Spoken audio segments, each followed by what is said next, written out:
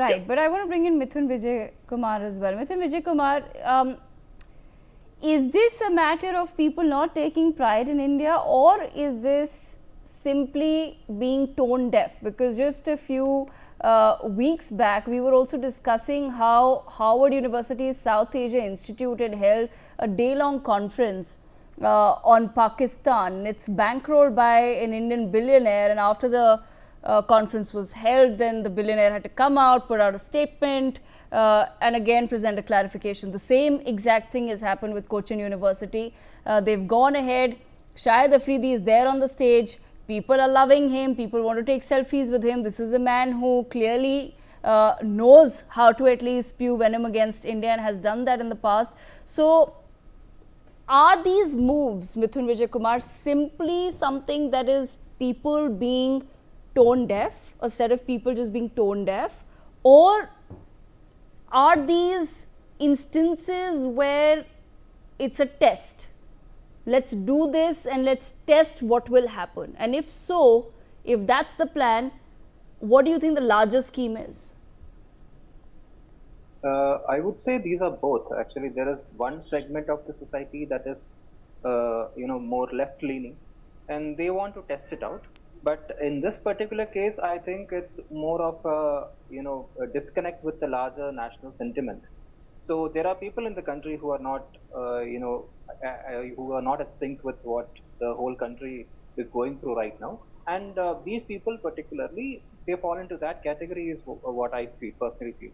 So the problem is that, at least some Malayalis like the members of this association, they try to project themselves as the epitomes of, hospitality. And that's what has happened in this particular case as well. But it's quite unfortunate that, this association went to the extent of welcoming someone who is a terror sympathizer, basically, who had no concern for the people who were killed in Pahalgam, and who was mocking the capability of Indian Army. So on one hand, you see that, he has done all this, and on the other hand, we see that a group of Malayalis are welcoming him to the stage. It was a royal welcome, and they were chanting "Boom Boom Afridi" and all that.